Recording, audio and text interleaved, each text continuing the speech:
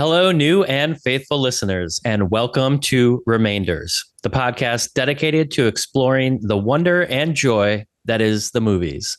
The old, the new, the remembered, and the forgotten. As we record this episode, it is June 26, 2024, and this is a tribute episode to the great Roger Corman, who passed away at the age of 98 on May 9th of this year. Roger Corman was responsible for so many things in the film genre, including but not limited to discovering and giving work to directors who would go on to become household names like Martin Scorsese and Francis Ford Coppola. Many, many more. He was also known for creating movies on a budget, which is one of the reasons his filmography has garnered coveted cult fame in the years since being produced. Today, we're going to discuss one of those films that this movie fan views as one of Roger's very, very best. Welcome to Humanoids From the Deep.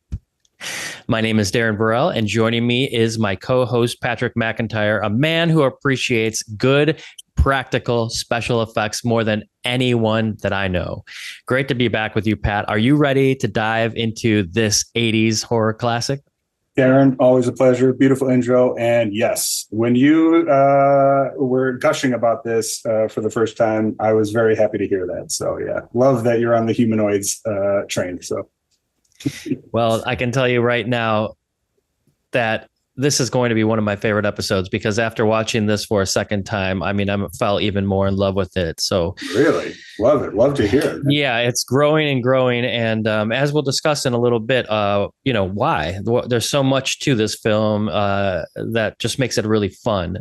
And sometimes I think that's what you need in film is just to have a good time. And, that's this film is chock full of fun. But between life and death, there is Humanoids from the Deep. This campy horror creature feature classic from 1980 is what we've come to expect from the great B movies of that era. Lots of sex, lots of drinking, lots of explosions, lots of gore, and most importantly, as I mentioned, lots of fun.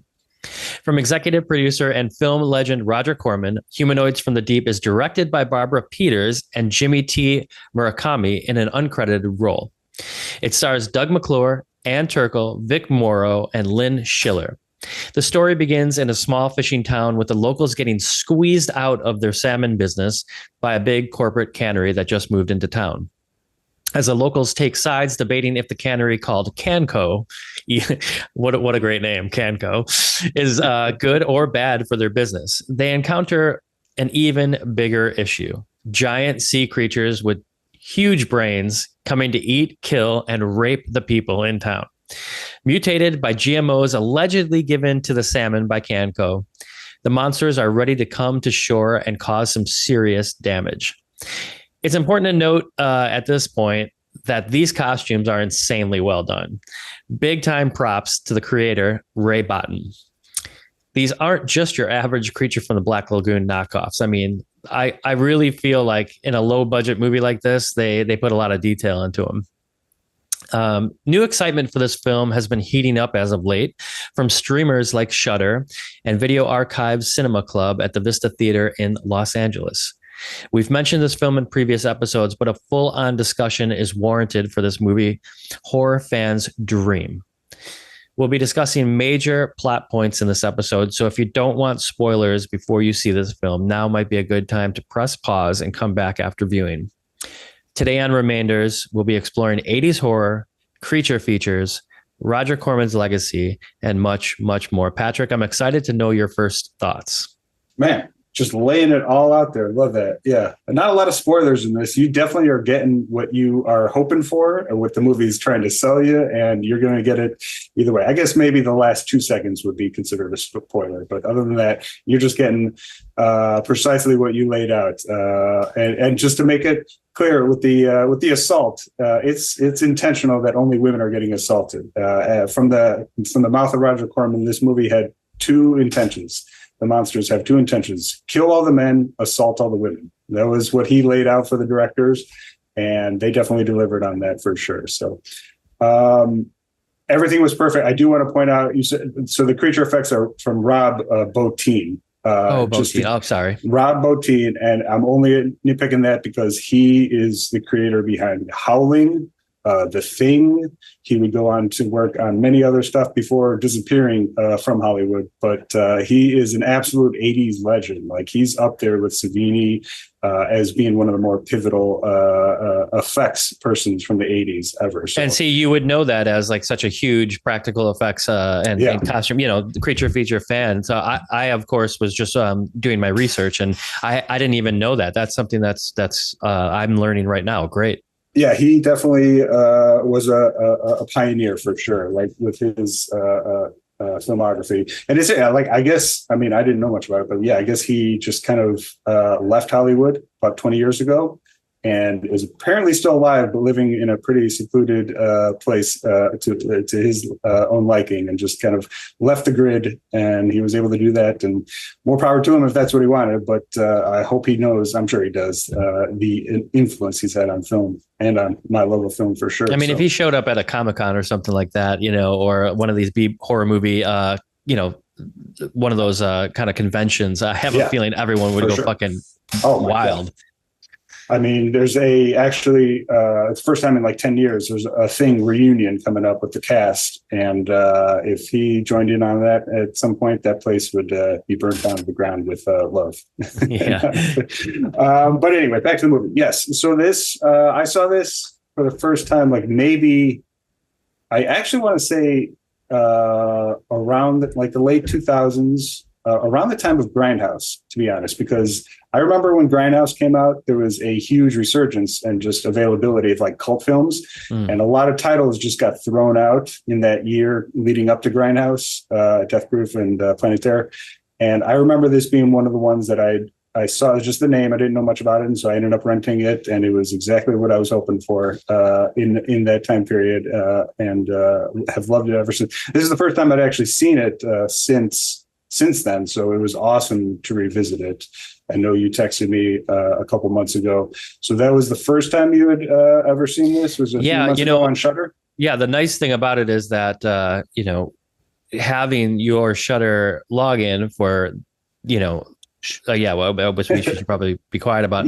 But then again, we share, like we're family, so that's okay. But being able to go in there, and one night I'm feeling like I want to watch something more horror related. That's such a great streamer for that, And I went in and I've seen a few things that like I can't believe I've missed, and this is one of them.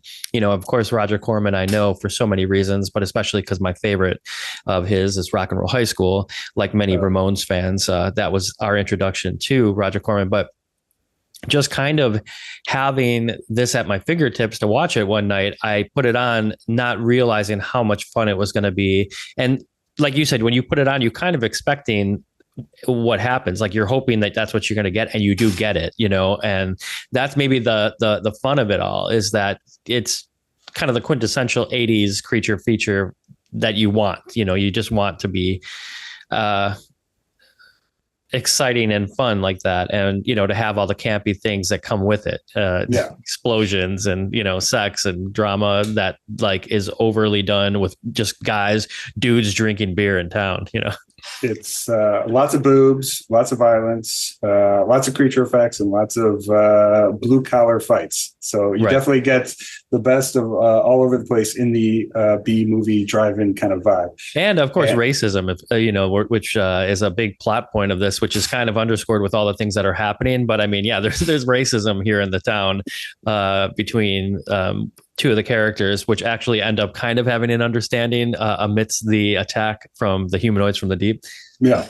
So, I mean, so I've heard Corman talk about this. I mean, so he was always very subtle with his subtext. Like he's notoriously like very left leaning and progressive with his politics. He's always been that. But when it comes to the movies that he makes, they've never been like overt, like message movies. He's always like he commented like, I have to entertain first, and then if I want to like put in some subtext about ideas that I have, things that I think, it always has to be in the background, and something that you can pick up if you want to, but you don't necessarily have to. Nothing about like beating a message over the head of the viewers or anything.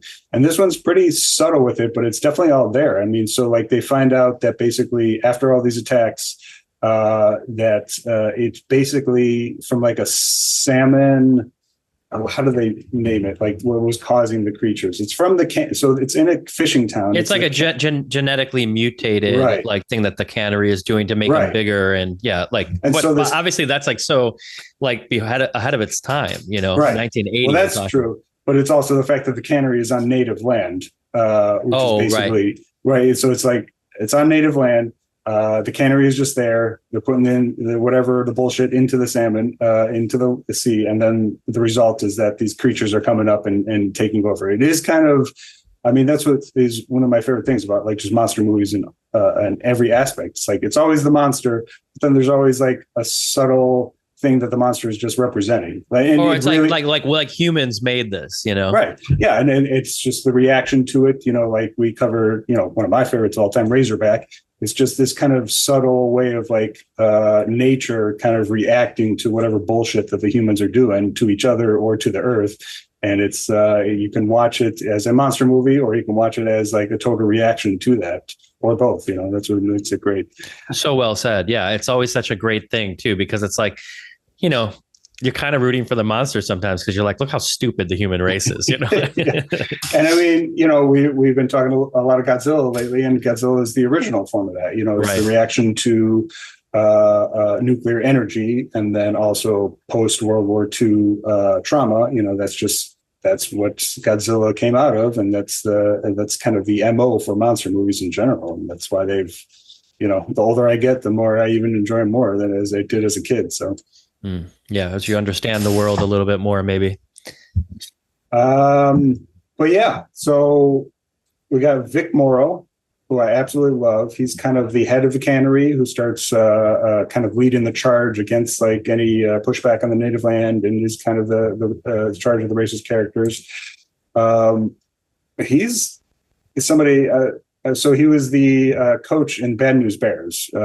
He's probably one of his most popular roles, opposite Walter Matthau. And he was kind of the dickhead coach that he was going against the whole time. And I love him. Like, he's such a great heavy in movies that anytime he shows up, he's just like, you're like, oh, this is a guy that is going to cause some shit, and you either want to go down or he's going to cause problems for himself, probably. So. Yeah, these great heavies, like you said, of these years of our youth, you recognize them so instantly because they always play that role. And yeah, he's amazing. Actually, like what he's probably most known for is getting decapitated on the Twilight Zone movie. So he's the one that got his head chopped off on the helicopter accident while they were filming the Twilight Zone movie. You got to be kidding me! I didn't know that either. Oh, that's. I mean, I know the story, but I didn't realize it was him. That's Vic Morrow. Yes, him and a couple children were killed in that accident while filming the Twilight Zone movie. So that might. I mean, besides the performances, he'll probably definitely be known for that quite a bit, because that's a notorious one. Just like that's whenever shit like that goes down on Hollywood movies, it's like. Appropriately so, people pull back, and like restrictions are increased after that. So. Wow. Yeah. Hollywood used to be a lot more hands off. You were able to get away with a lot more crazy shit. I think people would say that it's still that way behind closed doors. There's a lot of things that I follow of, people talking about what it's like. The personal stuff. When no one's looking. Yeah. The personal stuff is probably still there. But when it comes to like action stuff, it's gone the way of CGI probably for a reason. So maybe. Yeah, maybe that's true. But that's the cool thing about this movie too. It's like we're stuck in a place in time when you could, do movies like this, and there wasn't going to be so much chatter online about, different things with male and female roles and different things like that. I mean, you're watching it and from a different lens in 2024 than you would have in 1980. But that's the thing is like, a lot of films, they age in different ways where you have to kind of put them in context. Like, could a movie like this be made today? I think, yeah, but would it be, it would have the conversation would be a lot different than it was in 1980, I believe. Well, the assault on women is the notorious part of this movie that a lot of people do have problems with, understandably. But at the same time, it's like, that's exploitation film to a T. And so when you say, like, could it get made today? Like, it would, I mean, I don't want to say yes or no, but it would certainly receive a lot of shit, as it did. This movie did kind of receive shit, even from the director. I think Barbara Peters who was hired to direct it. I think she actually disowned the movie because they added a lot more sexual violence that she didn't originally shoot. Right. Like kind of after the fact, right? I'd say like Roger Corman was like, we need to like do it up even more. Yeah. I mean, he's been pretty vocal about it from what I've seen, that like the movie just wasn't, he gave her a mission and it wasn't what he wanted. Everything that she gave him was perfect, but then he added some more from another director to complete what the movie was originally intended to be. And I don't think she fully was on board with all of that. So it is kind of a complicated thing. It's like, yeah, he gave she had an opportunity to direct this movie. She had directed movies for him before with New World. But then this one was a little bit too much, I guess, for some people. So, well, I'll also say, I mean, another thing that I think most people kind of have to put up with in older films is like, and I guess sometimes nowadays too, but like, is the fucking dog gonna die? You know, and the animal stuff. Yeah. And here we've got like 10 dogs that die, you know, and the first one is pretty brutal. The editing is actually amazing. The classic 80s editing, you know. But holy shit, man, the dogs, they don't have too much support in this film. No, I mean, a kid too. The first kill in the movie is a kid. So I'm always down for like a movie that has the audacity to kill a kid. I mean, for me, like the most crazy one is Assault on Precinct 13, the John Carpenter movie. That because I remember seeing that as a young person, and that one's pretty just straightforward. The little girl getting shot in the beginning. And it's just a rare thing when you actually show a child being killed on screen. It's like you don't get it too much appropriately because it is always like crazy to see. I mean, it does help the savagery of like the monsters right away. You know, like they're not you know picking and choosing. They're killing everything. Even if it's done cheaply, it's like, you know, this movie's not fucking around. But then, so after that, the dog is killed in the first 10 minutes. Kid in the first 5.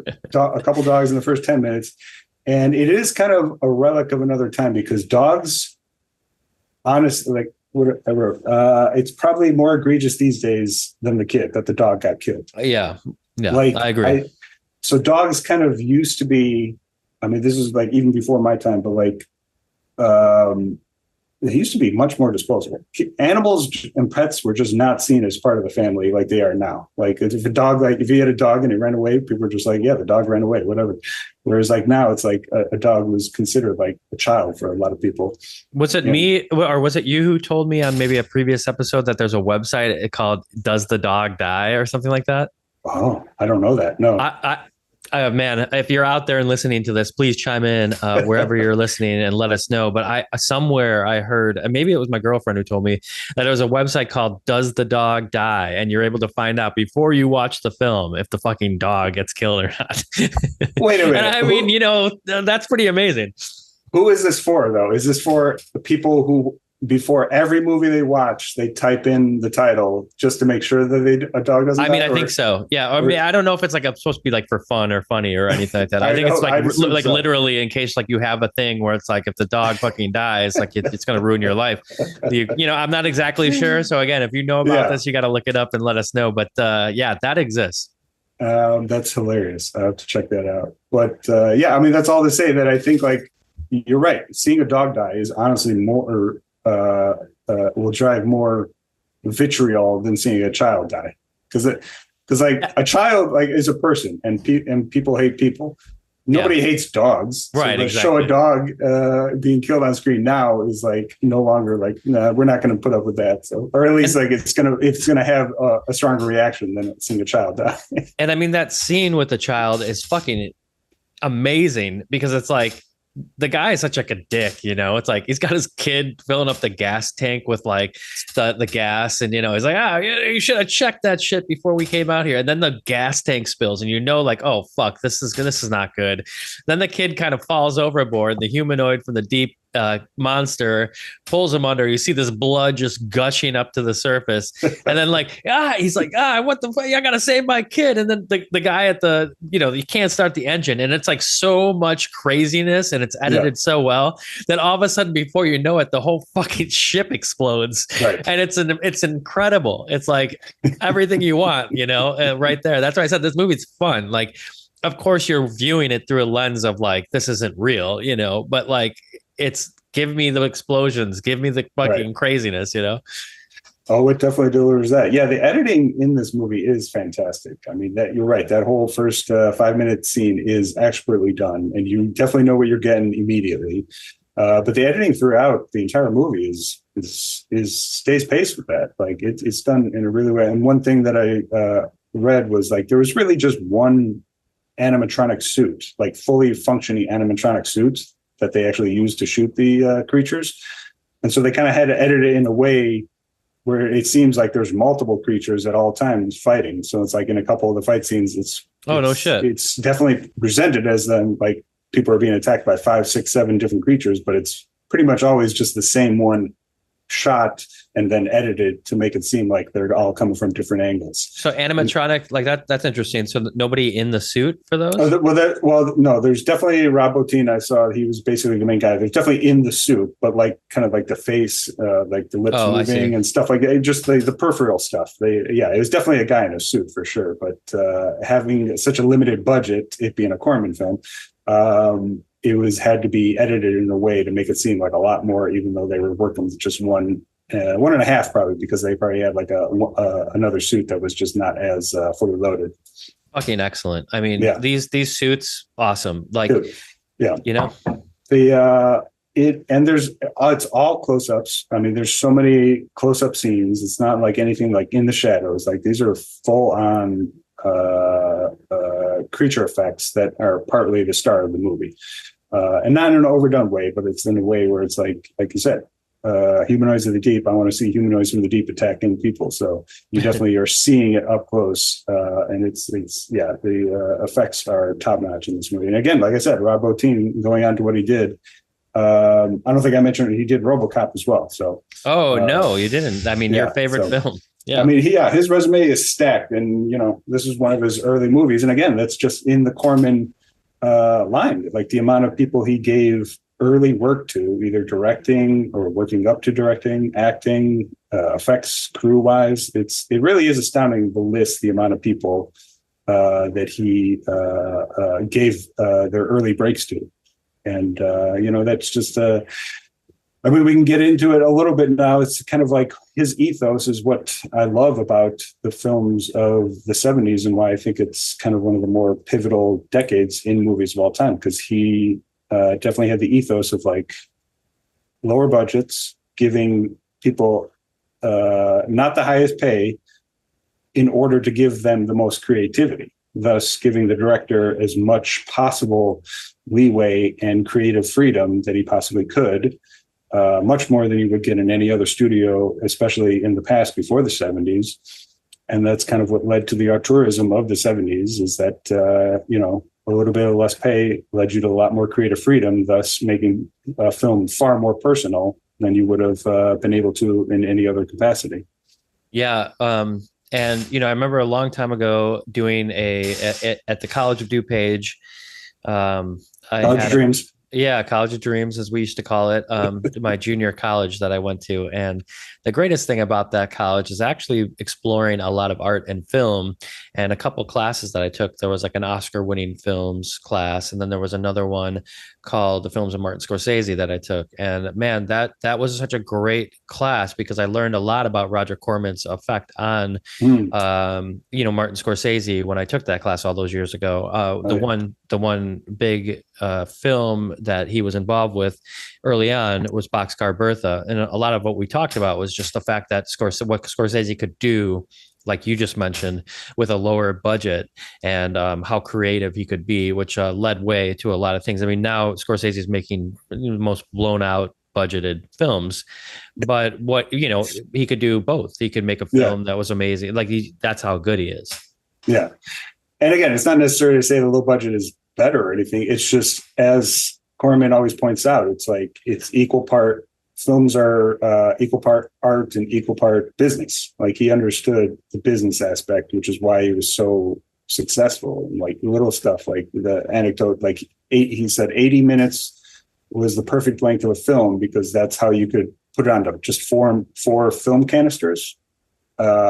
instead of going into 5. Thus, he would save like 20% on shipping and everything. So it's like small stuff like that is what he just was always tinkering with. And then he always gave the excess time, money, power to the director and giving people breaks and just letting them do what they wanted to do.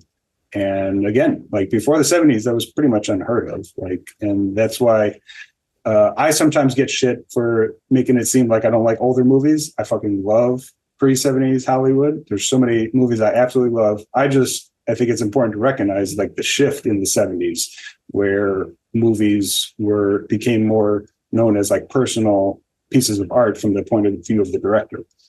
Previously, it's like directors were just much more interchangeable. You had your outliers. A lot of people feel the same way. Yeah. Yeah, for sure. I just sometimes get shit, online. Well, you got shit in a way that I thought was unwarranted, because it's not like that was just like, that's it. I don't like movies other than the movies. Exactly. Like I said, that's what you're saying. Yeah. Sometimes people mishear it and they're like, what, you don't like old movies? It's definitely not true. I just, I love the shift as an art form in the 70s where people are understanding that film is a personal statement from the director, and unfortunately we've kind of gone a little bit away from that and strayed a little bit away from that with like the big corporations and MCU and whatnot, and directors have become a little bit more interchangeable. But that shift in the 70s, I just think is one of the most pivotal times in the history of film. So. I suppose unless you're watching a film, from A24 and things like that, or let's say. Well, again, it's not that. I'm just thinking. I'm talking like generally. Like yes, of course. I mean, I get what you're saying. Yeah. There's I guess it's always an indie thing, right? Because it's like for sure. Yeah. People think you don't make any money, then you're not working. So a lot of these bigger studios are looking for the best ways to make the most money. And the superhero movies, like under that moniker, they make a shitload of money. Right. And I mean, just to circle back, this is like what Roger Corman did. He was so influential on that movement in the 70s and independent film. And it really is astounding, like the amount of directors, like you mentioned some before, like Gale Ann Hurd, Howard, Scorsese, Bogdanovich, Coppola. Joe Dante was gonna direct this one. He ended up doing Piranha. James Cameron, and then like actor wise, like Nicholson, De Niro. It's like he was giving all these people like their first breaks. Not necessarily giving them all the money, but giving them all the power for creativity. So, yeah, it's kind of like balancing act of that, and that's what I guess we're saying Roger Corman was so good at. He knew how to balance everything. He understood that it was a business. And the end of the year last year, kind of around Halloween, they did a Roger Corman Presents sort of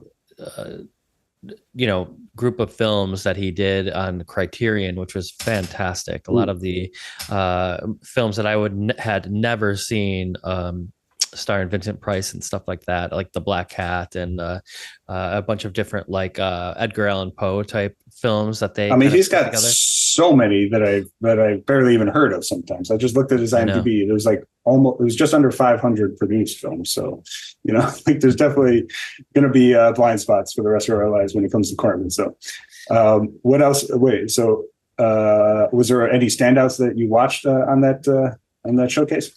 On the Criterion?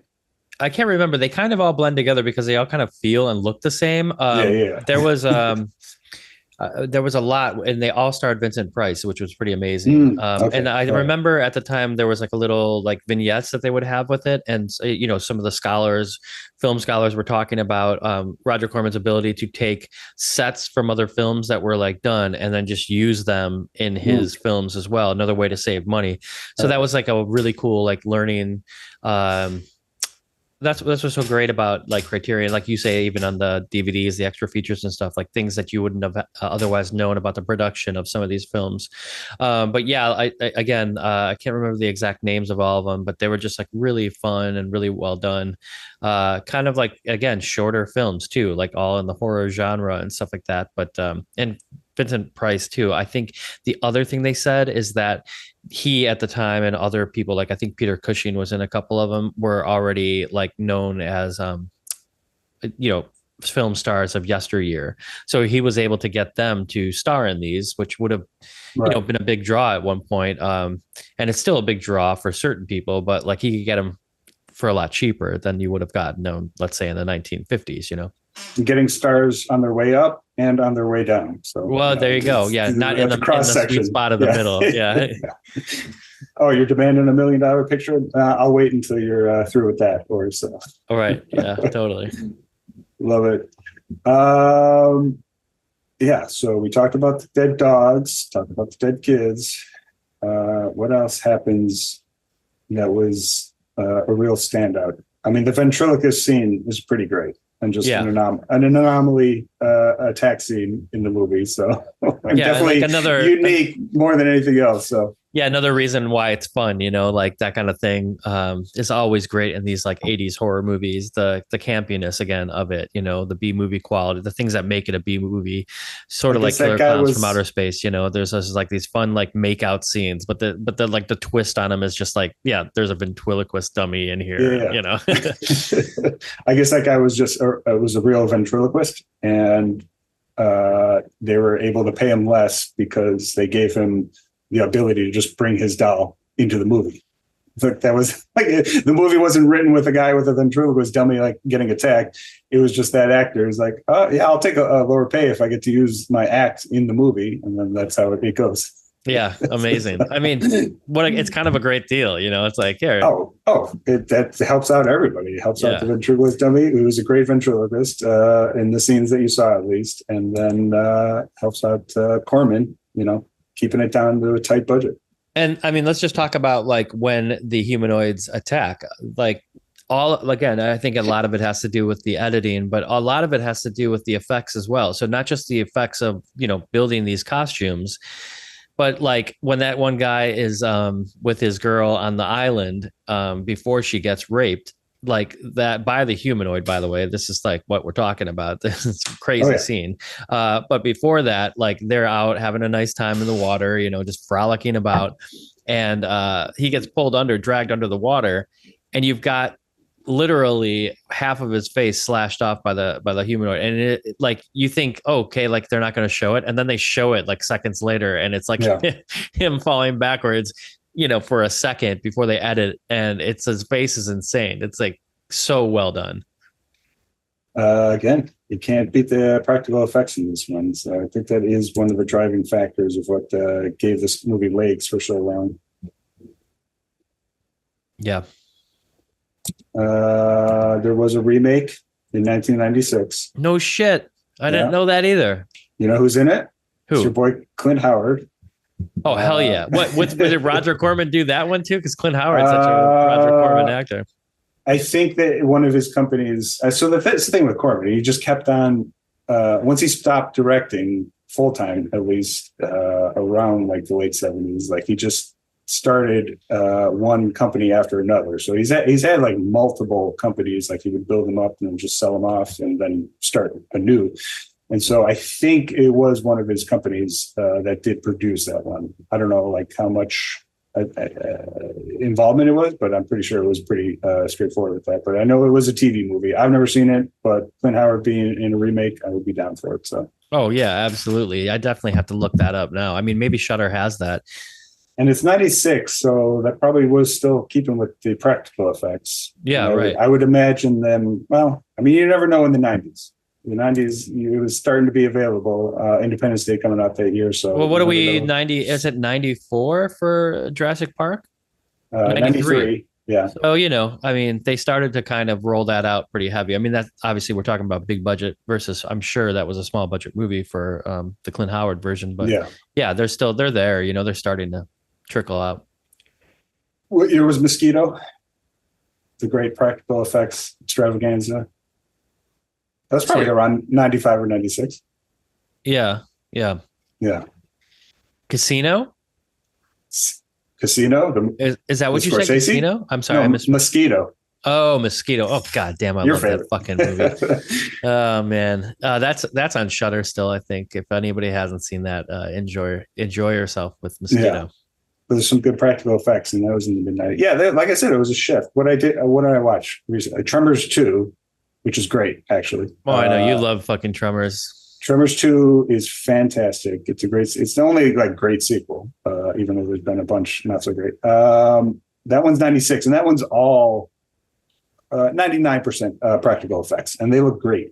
So like, even if it's like a cheesy movie, it's becoming like even more fun to watch these movies purely for the art form of practical effects. And like I said, it kind of just kept on bleeding into the 90s, until anybody could do it on their laptop, but just a few years later. So yeah, I would say too, like having this film be like I mentioned earlier, kind of being rediscovered a little bit. I definitely think since Roger Corman's passing here a month ago, but also just in general, like I've seen it pop up in a lot of different places, which is why like maybe there's a lot of people like me. Once you like say like how did I miss this? Like how did this slip away?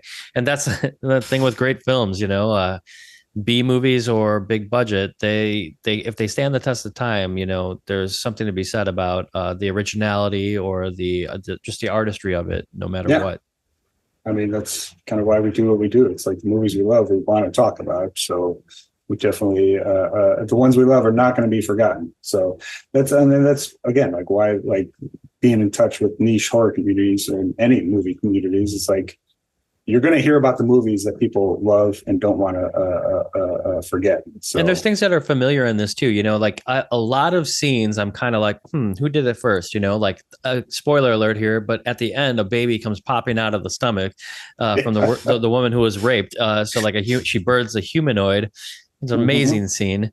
And then you kind of think, oh, Alien, and then there's other scenes like where there's like this, like they kind of gang up on like one of the, humanoids around the pier at the end, the big pier scene, and they're kind of like ganging up on him and like bashing him almost, which is kind of like, if you don't want to look too deep into it, but it's kind of like echoing the racism thing. But then also it's the ending of that David Gordon Green second version that he did of Halloween, the sequel to the newest Halloween, where like it's just in the street, Michael Myers is just getting bashed by everybody in the street, and then you're kind of like, did they think about Humanoids from the Deep from that scene? There's like these familiar things that keep on popping up in this film that I'm just kind of like, and of course, like, you're looking at this film as a fan of at least one of my favorite, other than Dracula's favorite Universal horror films is Creature from the Black Lagoon. And this is like Creature from the Black Lagoon on steroids, Yeah. So influence wise, I mean, it's an exploitation B movie. So this came out in 80. So I would say they definitely borrowed the chest burster scene from Alien, which was just the year before in 79. So I would definitely be, that's them just kind of borrowing that for sure. So there's no doubt about that. One influence that this kind of harkens back to is the movie Horror at Party Beach. So it's a 1950s movie with sea creatures. Like if you Google it, you'll definitely recognize it because you just watched it. But the sea creatures in Horror at Party Beach look just like the humanoids in this movie, and it's definitely was that was them overtly being an homage to that because it was like almost 30 years before. So it was a 50s horror movie that they were kind of influenced by. And that one I would definitely recommend checking out. I only know that because it was a great episode of Mystery Science Theater 3000 in its original run in the 90s. So another one of your favorites. Oh, absolutely. Horror Party Beach. I would recommend checking out the vibe of those creatures because definitely you would see the influence there. So cool. Yeah, I've never seen it. I would love it, I'm sure. It's definitely it's a movie appropriate for Mystery Science Theater 3000, but its influence is definitely there for this. And then I'll come up to it. Actually, you spoke about the David Gordon Green Halloween trilogy. I got a piece in our physical media section. I'll bring it up when we're done talking about this. Just put a pin on that for a second. Oh, okay. Yeah. Wait, so you like it's pre-ordered or something like that? No, I got it right here. I mean, I guess whatever. I'll just bring it right now. So I just got this finally. This is one. So this is to complete my Halloween collection. I got all the previous ones, but this is the David Gordon Green trilogy. This is like a steel box case for the steel books of all three of them. So Kick you got ass. all three of them, awesome. Halloween, Kills, and Ends. And each one has like their own steel book with the original art on it. So, oh man, those look awesome. What a great package. I was trying to, I guess, keep it section wise, but our conversation bleeds over. But yeah. Well, yeah, no, it's all good. I honestly, I feel like these are all kind of in the same vein again because of that scene and everything. Like, and I know David Gordon Green. He's just like a fan of all this stuff, just like and I mean, you never know, but like, I mean, great directors. Are obsessed with film, and they're borrowing from movies, and that's why they want to make movies to begin with. I mean, somebody as obvious as Tarantino, literally every scene that he comes up with is at least influenced by something that he loved in the past. So I would not be surprised at all. But yeah, so that's just my physical media check-in. I was very excited because I got the box set of the original movies in there. That was the Shout Factory one that came out years ago, but this one just recently came out. I think it was a Best Buy exclusive. So now I got the complete. I went through all the Halloween movies in the last couple months. So my ranking shifted a little bit. By the way, if longtime listeners will remember, we ranked the movies about a year and a half ago or 2 years ago, and definitely shifted a little bit. I know Halloween H2O moved back up a little bit, and Rob Zombie Halloween is still number 2 though. So that one's safe for me. Sure. But I love both of those. So I forget exactly where I ranked them, but I knew they were high up there. Both of those are like we both put them definitely on the upper echelon, much to the chagrin of a lot of people, but that's okay. So. I mean, that's the great thing about those conversations. I love fighting with people about like what's some of the best Halloween franchise films, and it's so fun. And that's why it's kind of fun to do this tribute episode for Roger Corman because man, it's eclectic. There's a lot of like horror genre stuff, but there's like a lot of other stuff too. I remember a lot of us talking about Death Race 2000 back in the day, which is another one that he was part of. These all it all kind of low budget stuff, or then there's the side of him that is giving artists a lot of chances to do what they want to do, and then all of a sudden he's 98 and he passes away, and people look back on his life and say like, wow, this was like a true renegade and doing things differently, making it possible for a lot of leading way for a lot of people to know different artists and directors. And it's for this podcast host right now, I mean, I would not know the Ramones the way that I do without Rock and Roll High School, and which was such an influential band and movie for me growing up. And, Roger Corman getting that made is truly life-changing for me. So I'm sure a lot of you out there feel that way. And he was 98 years old. He lived a great long life and was even like doing stuff up until the time that he passed. And I know he would go and do different things at like the Aero Theater. They had like a Roger Corman, and then he would do like conversations. This was just last year, but then also Criterion kind of doing the retrospective. I did not have a chance to watch the Joe Bob Briggs special. I looked for it when I started to watch this again because I was really intrigued about it, but they actually, it's one criticism of Shudder. They make it hard to find the movies that Joe Bob does. Yes. You know what I mean? Like you have to like just watch them all and then hopefully stumble upon Humanoids from the Deep. Well, you just can't search for it. You just have to go into like his show, which has the 6 seasons, and then he does have specials. So that's probably why it looks weird. Is that like there's a lot of different like Halloween special, a Valentine's Day special. And those are separated, yes. But the main show has the 6 seasons, and you can just look through what's available. Okay, maybe I'll go back and then do that because I was interested in, as you mentioned, that for anybody who doesn't know, I guess Roger Corman was on the show doing an interview for Humanoids. I guess before they streamed it, right?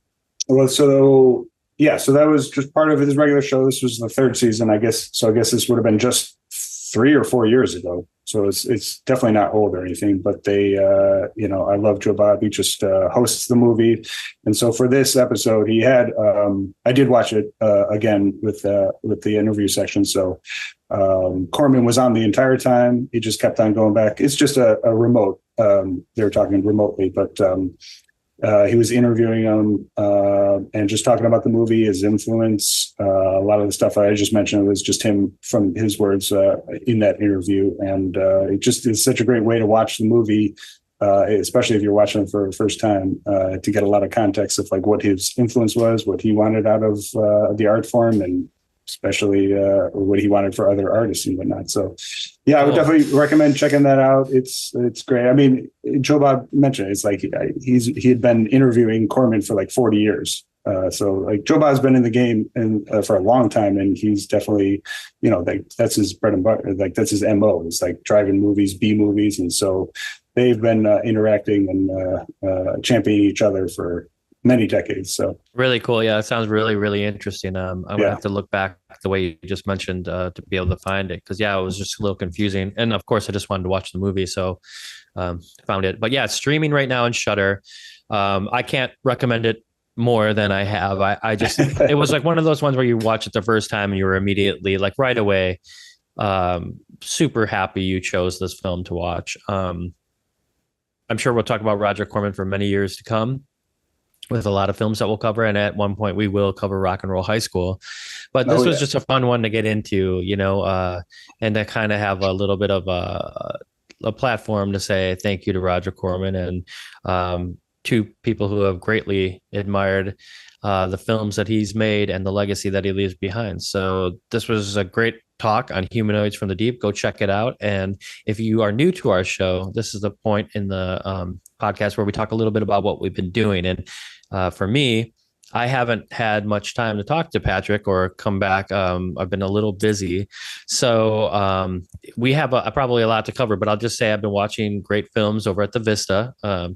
I can't remember exactly where we left off, but I got to see Once Upon a Time in the West over there. They play a lot of Once Upon a Time in the West or Once Upon a Time in Hollywood?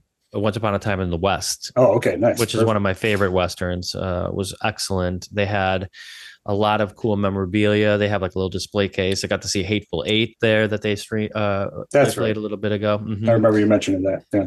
Yep. And so I've been kind of just enjoying that. And we went to, as I've mentioned before in this, we go and see a lot of these for your consideration events. And a lot of them are cool, like, because like you're in the room with some great legendary actors and stuff. And one of them, which I'd love to just talk about, because I know I sent you the program because I just thought it was important that you, Got it right here. If you're watching this fantastic program that Darren was nice enough to send to me, because he knows I'm a huge Godzilla fan. So fantastic to get that. So thank you very much. It was the exact same night as I was going to the Godzilla marathon at the Music Box. So that's the perfect pairing of programs that I got. So thank you. Yeah, you're welcome. And my favorite text was I sent a picture to Patrick the day that we were there, because I was so stoked that we've got Kurt Russell on stage, so close to me, such a Hollywood legend. And I'm seeing Monarchs. They streamed the very last episode of it, by the way, which was hard because I hadn't seen any of the show. So I was kind of like, had to kind of put some pieces together, but it was very good. And then they had this panel, and man, what a pro, dude. What an old school pro, just talking about always servicing whatever project you're on. He's like, nothing else matters. It's just this is project. This is what I'm here to do. He plays his son Wyatt plays him as a younger character. And anyway, when we went to it was at the Television Academy here. They always have food and drink afterwards. And those programs, they had a few that were laying out, and I'm like, I need to fucking have this and send one to Pat, because I knew you would love it. So I literally held on to it for the whole night while I was drinking my drink and stuff. Like I couldn't lose it because I just really wanted to send it to you. I just thought it was such a cool keepsake. And when I texted Pat, this is what I'm trying to get at. I texted Pat a picture of Kurt Russell, and he's like, I'm literally at the 24-hour marathon at Music Box right now, and you had to one-up me by seeing Kurt Russell in person. And I was like, yeah, dude, I didn't mean it. But and what are the odds that, you're doing that marathon at the same time I'm seeing Monarch and Kurt Russell in person? It was pretty cool. Not to diminish the Music Box, that experience by any means, but we were both watching a Godzilla something. and your screening had Kurt Russell at it. So, you know, I mean, that definitely was a little bit in the lead for that one. So yeah, it was pretty great timing though. I was like, I was at the theater. I didn't have my phone out in the theater or anything, but when I ran to get a drink or something, that's when I saw the text and I was like, he's having a better time than I am right now. So, well, it's just fun. I mean, you know, as I do these things, of course, I wish that you could be alongside me because, you know, I know you dig. That's part of this podcast. I know you dig stuff the way I do, and get excited about it. So that was really fun. Oh, yeah. We've gone to a lot of those that are just like so insider baseball kind of panels where you get to hear a lot about making them. Some are pretty good. Some people just say, "Oh, it was a lot of fun," and we got, you know, and you know, you're like, okay, you're not sharing anything. But then some are just really informative about what it takes to make these shows and everything. One thing Kurt Russell said about that show, he's like, "You guys who make television are fucking crazy." He's like, you know, you're basically making 9, 10, 12 episode movies, you know, right, in like one, you know, fall swoop. He's like, we used to just make a movie. Right. So pretty cool to hear that from an old veteran actor who's just one of our favorites. And yeah, for the most part, it's summer here. It's really hot, and I've been painting away and enjoying my life. So what's been going on in your life? God, it's been so hot. My Irish skin cannot take this shit. So, like, I am going back to Ireland at some point. So yeah, it was a stretch of like 100-degree weather here in Chicago, at least. Wow. I don't know how high it got near you, but like it was bananas here. So straight up indoors for like 4 days straight during that stretch. Definitely nice out now, but it was like an early summer hit here in the Midwest. So yeah, it's been about mostly, like 90s, but not necessarily 100. That's interesting. You guys had it that hot. Oh God, it was terrible. And I'm stubborn and I don't shave enough. So, you know, I know I bring it on myself. I could bring down the beard, but, you know. Yeah, I don't know. You know, fashion or comfort. Which one? I'm an Irishman that doesn't want to shave. So I'm fucked in the Midwest when it's hot. So I see you have some nice new you always growing this great background of yours. I see you have a nice painting back there. Oh, I found this. Some asshole has been selling shit online, and this Wednesday Addams was fantastic. I had to add it to the collection. No, yeah, this is. I've been meaning to buy this one for a while. I love this painting that you did. I read your blog actually that you put on your website about the process of the creation and the shipping and just all that is a part of the process for yourself and the creation product process. So yeah, I thought that was a great essay that you wrote. So I was just like, I remember I just had that in the cart for a while, and then after reading that, I was just like, all right, I'm just gonna pick it up now. So. Oh, damn. That was what put you over the edge. Well, I'll tell you that I appreciate it very much, of course. You've been very supportive of my art, and this is such a cool platform too. As much as we love talking about films and stuff, well, I can always showcase my art and stuff like that. And now on the other side of the screen, you've got my art showing in the background too. So that's very nice, and I appreciate it. And you know, I love you, so thank you, man. I'm going to tear it down for the next episode, just FYI. So that's fine. Put something else up there. It could be rotating, you know? Right. But yeah, I'm loving the background now. You're filling it out, you know? I mean, I've definitely, you know, just been kind of moving around a little stuff at my place here. And been just basically aligning more of the stuff to, you know, accompany our movie talks as well. So, I mean, I've been definitely enjoying a little bit more of the building of the physical media collection.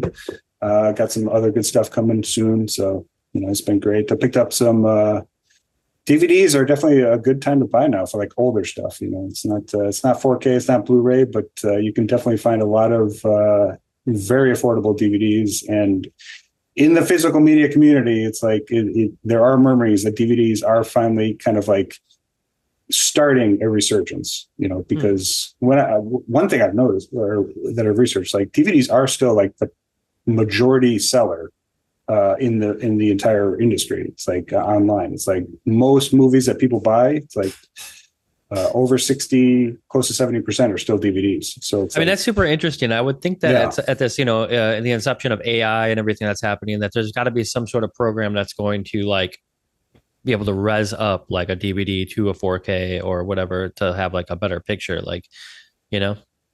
Well, so the thing is, I mean, it's really just a consumer based component. I mean, DVDs are just so much more affordable than 4Ks. And a lot of people just don't really have a desire to upgrade from DVDs, because it's kind of like they bought so many like us. Yeah, because it's like, and I kind of get that. They just want to watch the movie where they're not really that concerned with a crazy better picture quality or anything. So it's like, they just kind of stick with the DVD because it's probably getting half the price. I don't know. It's a lot of weird stuff. I love the boutique stuff with the 4Ks and Blu-rays, and Arrow is one of my favorites. Shout, obviously, Synapse, but I totally get like why people kind of stick with DVDs. So I don't know. We're getting on the physical media rant just because it was in the background. So well, the cool thing is that you talk about it most episodes about like loving DVDs and like what it was like to have those, and now I've seen it grow, which is cool. I feel like it's something that makes you happy, and I'm always for all of that. Yeah, I mean, part of it is streaming fatigue.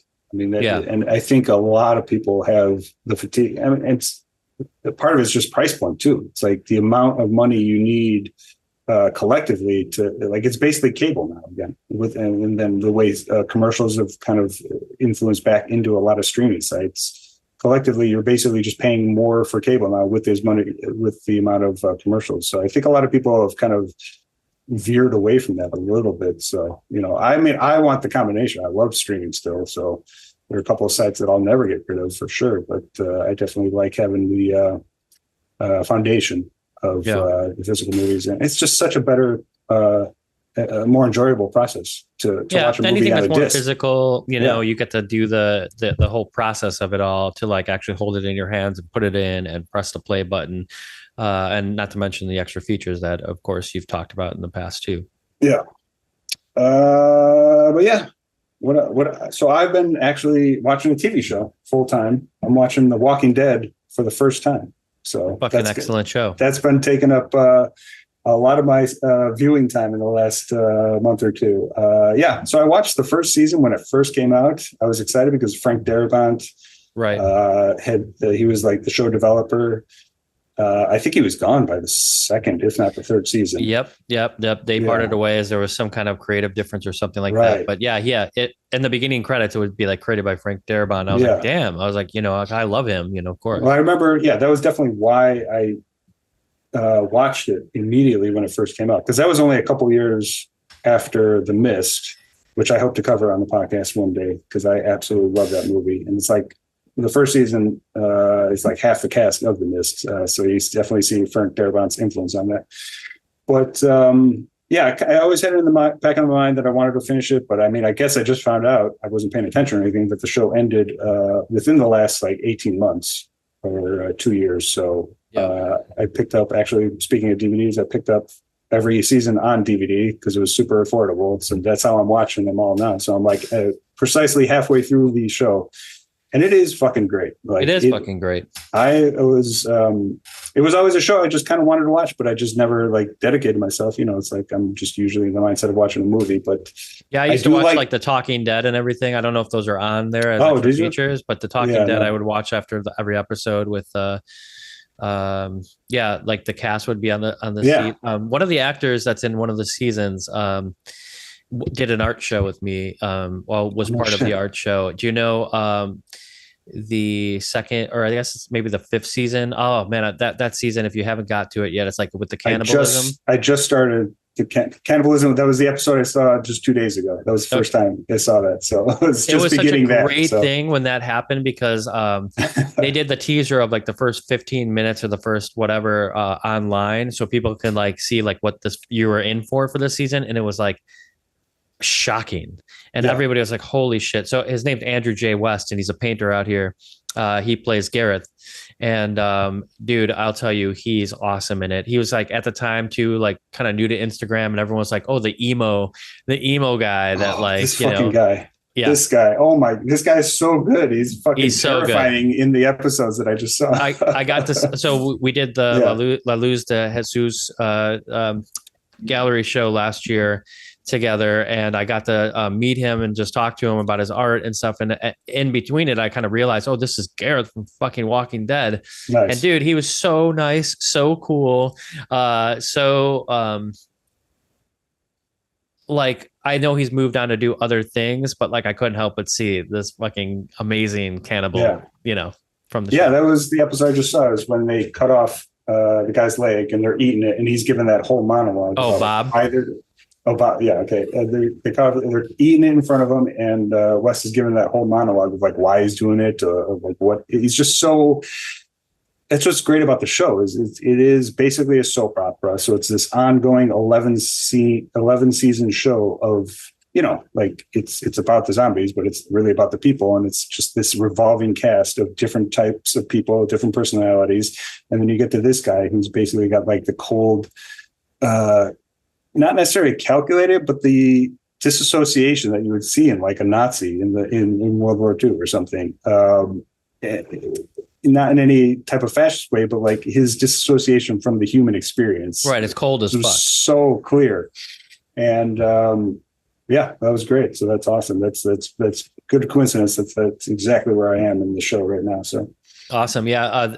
As you go further in that show, I think like you said, it's more about less about the zombies and more about the survival or like what happens to the human race. What I like about it is, like I said, it's just this revolving cast of characters. Some come into the story, leave, they come back, maybe they die, maybe they don't, and that's what I've really been liking about it, especially because I would just prefer to watch a show like this binging it, because there's a reason why I don't watch a lot of TV like while it's on, because like watching an episode from week to week doesn't like appeal to me too much, but I'm all for like binging an entire season at a time. So cool. Yeah. That's awesome to hear.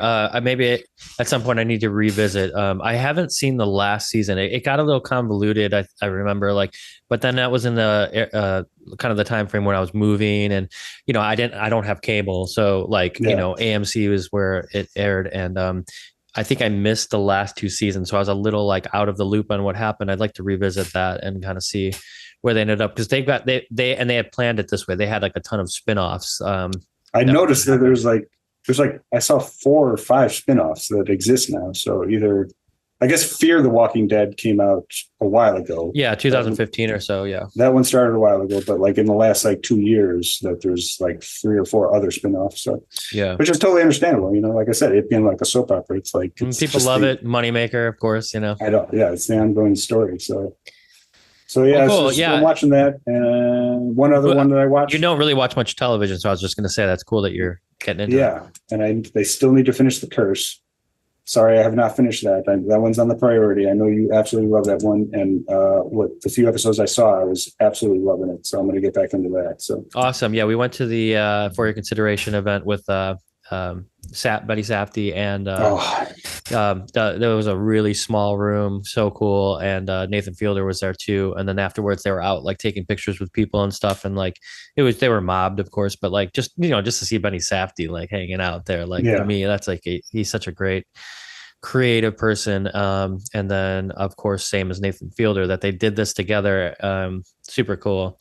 I would love to cover Uncut Gems, because I still have I've not rewatched it. I saw it in the theater one time, and it's like still so vivid in my mind, like so many of the scenes, because that movie's fantastic.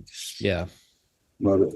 Well, cool. Yeah, is there anything else going on? Are you ready to transition into our songs of the week? Yeah, no, talk music, nothing else. I gotta bounce. We got here in Chicago, we got NASCAR again this year. So I'm going to have to try to get out of town while that happens. I'm all for NASCAR, whatever. But this is the second year where they actually build the track in the loop. You were gone from Chicago before they started doing this, but so this is only the second year, but they actually build the NASCAR track around the loop. And it's just a logistical nightmare if you live in Chicago. So I can tell you for sure, last year when we did had that art show at the When We Were Young festival, they were doing shit like that everything was closed in Las Vegas, like because of the same thing. So if it was like that during the When We Were Young fest, I mean, For it the was, NASCAR? yeah, I think so. Shit. It was some kind of Formula One, NASCAR, Okay. like race thing set up. And I'm telling you, dude, it was like hell to get Yeah. around. I don't know how they held the festival out in Las Vegas during that time. So I can only relate to what you're saying. Yeah. So me, I love Chicago, but I also love leaving Chicago. So I'm probably going to bounce for that weekend. So Cool. Well, yeah, I was gonna roll into my pick of the week if you want to hear it. Otherwise, you can start. well, go for it. So I think last time we talked, I mentioned, again, we're going to these for your consideration television academy stuff, and I was pleasantly surprised by a show that I would not have watched had it not been for this event. They had it at the Netflix like kind of pop up. And it was for Ripley, and Ripley is a show that's based on the like, if you've seen The Talented Mr. Ripley, it's the same thing, but it's like a TV show that they put together. It's shot in black and white. It's total film noir. It's beautiful. It's amazing. It's one of the best shows I've ever seen. I got so enamored with it after seeing the episode. I think they again put us in the middle of the episode for the one that they watched, but it didn't matter. It was so good. The director and the writer of it is the guy who like wrote in Schindler's List, and he had done a bunch of other stuff, like super heavy hitters. It's original score by the composer, and they had like a whole orchestra there to play the music set to like the a few images from it, and it's beautiful, dude. You would have loved it. It was so good. The show I cannot like say enough good stuff about. I was glued to it when I was watching it. And there's a song in there that's not by the composer. That's just an older song that I think is pretty popular. It's an Italian song by an artist named Mina. And I'm probably going to screw up the way that this is pronounced, but in Il Cielo in una stanza by Mina. And this is the song that is in the film. And like Mina herself, like as an actress portrayed, like sings it to the characters. But it's such a beautiful, haunting song and just awesome. And it's so perfectly put into this movie. And I can't get enough of listening to it. I'll walk around here and it's just like one of those things where I'm just like, it's like set 1960s feel, murder, film noir, like getting a character that's getting away with it. Very Hitchcockian. So this music is so perfect in it, and I just want to use that as our song of the week, or my song of the week for you to hear, and then everybody else out there. Oh, did you mention? Is it just instrumental, or is it? No, she sings it. Yeah. So it's ILCIELOINUNA, and then stanza, STANZA. So we'll if you're definitely looking link for to it, yeah. Well, I'm not looking for it right now. So. Gotcha. That's awesome. I love that. Like you were saying, the performance of them doing it live in front of the screening, that's like always the best. Like when you can get to like a performance like that. I think I even mentioned it last week. Unreal. I think of, there's been different examples, but like when I recommended John Carpenter's song last episode, seeing him perform with like the images of his films while he's performing his own scores, like it's just like, it's always like stuck with me. So right, or like Haxon. You said you saw Haxon with like an orchestra once, didn't you? Yeah, I loved it. With Dr. Caligari, saw that with a live score. So incredible. Yeah, the moving image, incorporating that with the music is. I want more of it. I would go to stuff like that on a regular basis. Like, yep. I mean, it's obviously expensive to get all those players there, but that's the thing. It's like it does get pretty expensive. Like the Philharmonic here in Chicago, like they do some screenings now with the full orchestra for like big movies. I think they currently are doing like the Tim Burton Batman with like the full score and everything. Awesome. Yeah. Danny, tickets are not cheap though. So I mean, I'm all going for it, but it's definitely not like just going to like a regular screening of anything. So it's definitely like a full concert that you'd be like attending to. So I think that's why they've been moderately successful with that. But that's awesome. So what was the name of the show again? Sorry. Or the movie? It's just called Ripley. Ripley. That's right. I remember you telling me that. And I was like, wait a minute, there's a show based on Ellen Ripley for Alien. And I missed it, but definitely not the same thing. So no. Yeah. I mean, but I think you'd love it if you, get a chance to watch another television. Steven Zalian. He directed it. Yep. Yeah. Okay. Perfect. Awesome. Yeah, I'll definitely check that out. It's on Netflix. Beautiful. Okay, my song. I realize that I have only recommended instrumental music for like the last like 5 episodes. I've clearly been on a instrumental kick, which is my entire life. That's all good. Yeah. That's just how the vibe is. And so I intentionally went in the opposite direction with kind of one of the more over the top songs that I've been loving lately. So I was watching a bunch of Wes Craven movies, just revisiting some of his biggest hits, because he's a classic. He's great. And I watched Shocker again. And I don't know if you've seen Shocker from Never. 90. No, it's one of his like mid-tier ones. The movie's pretty good. He was trying to start a new franchise.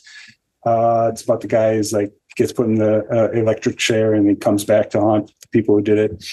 Fun movie, but there is the song title, Shocker, from the supergroup that made it. It's the theme song of the movie, and it is the apex of 80s hair power metal. Awesome. So it's a fucking fantastic song. So this is the Dudes of Wrath. That's the band. That's the band name. So this is a super group. Basically, they didn't even have a full album, but it's just a super group of 80s classics. Paul Stanley from Kiss doing the lyrics. Tommy Lee from Motley Crue doing the drums. Alice Cooper was basically in there somewhere. Desmond Child, Vivian Campbell, and Guy Schiffman. Wow. It is like a murderer's row of like 80s hair and power metal. And the song is fucking fantastic in an over the top, almost ironic way. So every time I hear the song, I often think of Tango and Cash, because it's basically the same year. And what's great about Tango and Cash, there's a lot of things great about Tango and Cash, but Tango and Cash basically became like the parody of itself. Like it hit the apex of like 80s action buddy comedies to where it almost was like a self-parody. So it was like genuine and parody at the same time. Like if you show somebody Tango and Cash now, like if you show like a 19-year-old, like they could believe that it was something that was like on Adult Swim, like making fun of 80s action movies, or you could watch it like genuine as something that came out at the time, because it was both. It was so over the top that it basically became a parody. And that's kind of what this song is. It's like it leans so hard into the 80s metal, hair metal and power that it almost sounds like a parody of itself. Yeah, I love that. But it's genuine and over the top at the same time. So it's a fucking great song. The song is actually the best part of the movie. So that's what I love about it. So that's what I'm going with this week. Like I said, I've had a lot of jazz, a lot of classical, a lot of instrumental lately. And so I needed something. 80s hair metal. I needed a palate cleanser to go on the list. So I will be putting a link. It is not available on Spotify. So unfortunately, it will not be going on our beautiful bummer. Our list on there, the jukebox list. But one day, with it having like 18 people involved, it's kind of not really surprised that it's sometimes not available on Spotify, but definitely fully available on YouTube. That's what I'll link it to. And anybody who has heard it knows how great it is. And if you haven't, just, wait to be transported to the late 80s, early 90s and the vibe of hair metal for that. So amazing. Love it. Well, cool. I can't wait to listen to that song. And as we wrap up here, I just wanted to say one thing. Have you watched the trailer for Nosferatu yet? No, I'll probably avoid that. I should just watch it. I'm very much aware. No, I should watch it. I just don't go out of my way to watch trailers, especially for movies that I'm very excited for. Because I'll be there at Nosferatu first day. So like I don't feel the need to watch it. So gotcha. Well, we'll discuss when we watch the film, because I'm sure all of us are going to go on Christmas Day to see the film.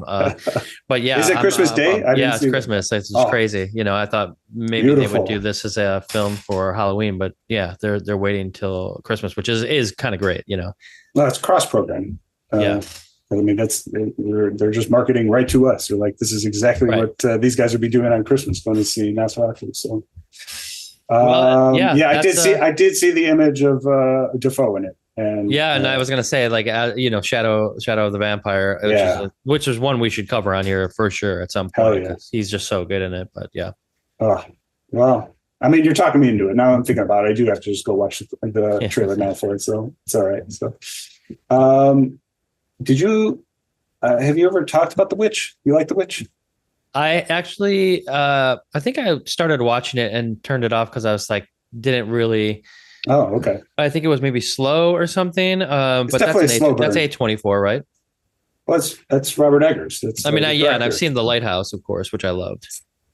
Well, that's who was doing Nosferatu, right? I'm sorry. That's who's doing Nosferatu, right? Yeah, Eggers. Yeah. Yeah. Okay. I wasn't sure if I was remembering it right, but yeah. No, but I should go back and watch The Witch because yeah, I really love that director, of course. And I do like The Lighthouse The is so Witch. good. I do like The Witch quite a bit. Like it was just a one time. I saw it in theaters. Jesus Christ, that movie's 9 years old now. Holy shit, where's time flying by? Yeah. Oh my God. I know. That's another one. It's like I only saw it the one time in the theater almost a decade ago now, and I still have like so many images that are like so visceral that are like stuck in my head from that movie. It was great. So that's why I'm excited for it. I didn't see The Northman, even though I heard a lot of people really like that one. So I just do need to catch up with that one. Yeah, cool.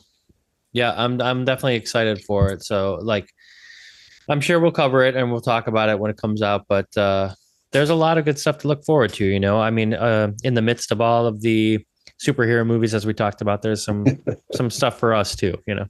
Not that you don't like the superhero movies, but I don't really go out for that kind of stuff. No, I mean, I've been indulging in the Godzilla and the King Kongs lately, so those are my superheroes. By the way, -1 did see finally. Oh, fucking what? So good. You bring this up at the end of the show. I know.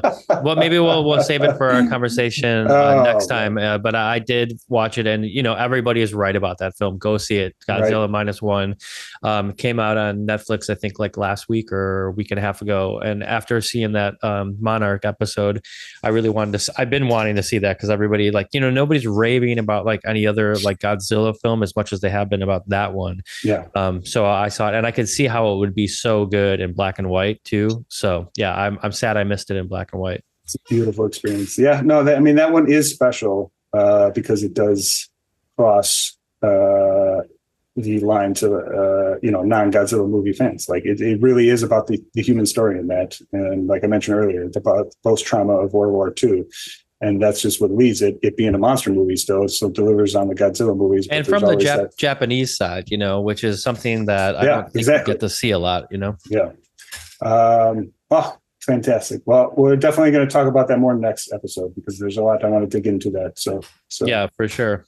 I feel like maybe we'll do an episode on it, you know? I feel like you brought it up at the end because you didn't want me ranting about it for 20 minutes. No, that's not true. There's a lot to cover because we haven't talked to each other in a while. Yeah, so that's true. Really where it comes from. Yeah.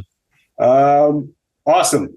Well, this was a fantastic episode. Tribute to Roger Corman, one of the all-time greats in horror and all-time greats just in cinema in general. As I mentioned, his influence on film as an art form, especially in the independent cinema, and one of our new favorites, Humanoids of the Deep. So awesome talking to you, bud. You too. Sound off in the comments and let us know what you guys thought. We love having conversations, good or bad. Make fun of Pat for his, you know, interesting taste in 70s film, if you wish. But at least you know now from this episode that he does like things that are in and around that decade. He just thinks that that's one of the best decades of film, which a lot of people agree on. We definitely have an early movie coming up on my list soon. So, you know, we're going pre-50s for sure. So. Which I can't wait to dive into next time. So again, thanks for listening and thanks for following along. We're all over social media and our website is remainderspod.com where you can find links to all that stuff. We just like having conversations. So if you have a minute to let us know what you thought, we'd appreciate it.